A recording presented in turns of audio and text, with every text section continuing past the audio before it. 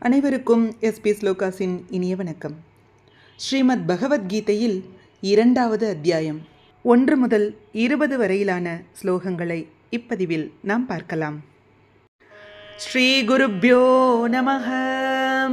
ஓம் ஸ்ரீ பரமாத்மனே நமஹ. அத த்விதீயோऽध्यायः சாங்க்யயோகः. சஞ்சய உவாச்ச तं तथा कृपयाविष्टम् अश्रुपूर्णाकुलेक्षणं विषीदन्तमिदं वाक्यम् उवाच मधुसूदनः.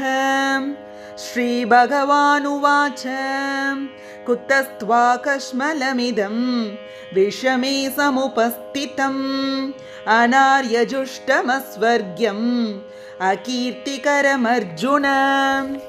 क्लैब्यं मास्मगमः पार्थ नैतत्त्वय्युपपद्यते. क्षुद्रं हृदय दौर्बल्यं त्यक्त्वोत्तिष्ठ परन्तप. अर्जुन उवाच कथं भीष्ममहं सङ्ख्ये द्रोणं च मधुसूदन. इषुभिः प्रतियोत्स्यामि पूजार्हावरिसूदन. गुरून् हत्वा हि महानुभावान् श्रेयो भोक्तुं भैक्ष्यमपीह लोके.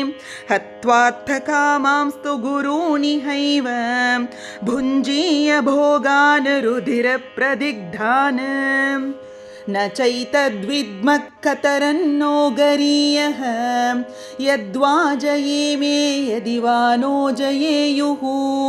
यानीव हत्वा न जिजीविषामः तेव स्थिताः प्रमुखे धार्तराष्ट्राः. कार्पण्यदोषोपहतः स्वभावः पृच्छामि त्वां धर्मसम्मूढचेताः. यच्छ्रेयस्यान्निश्चितं ब्रूहि तन्मे शिष्यस्तेऽहं शाधि मां त्वां प्रपन्नम्. न हि प्रपश्यामि ममापनुद्याद् यच्छोकमुच्छोषणमिन्द्रियाणाम्. अवाप्य भूमावसपत्नमृद्धं राज्यं सुराणामपि चाधिपत्यम्. सञ्जय उवाच एवमुक्त्वा हृषीकेशं गुडाकेशः परन्तप. न योत्स्य इति गोविन्दम् उक्त्वा तूष्णीं बभूवः. तमुवाच हृषीकेशः प्रहसन्निव भारत. सेनयोरुभयोर्मध्ये विषीदन्तमिदं वचः. श्रीभगवानुवाच अशोच्यानन्वशोचस्त्वं प्रज्ञावादांश्च भाषसे. गतासु न गतासूंश्च नानुशोचन्ति पण्डिताः. न त्वेवाहं जातु नासं न त्वं नेमे जनाधिपाः. न चैव न भविष्यामः सर्वे वयमतः परम्. देहिनोऽस्मिन् यथा देहे कौमारं यौवनं जरा. तथा देहान्तरप्राप्तिः धीरस्तत्र न मुह्यति.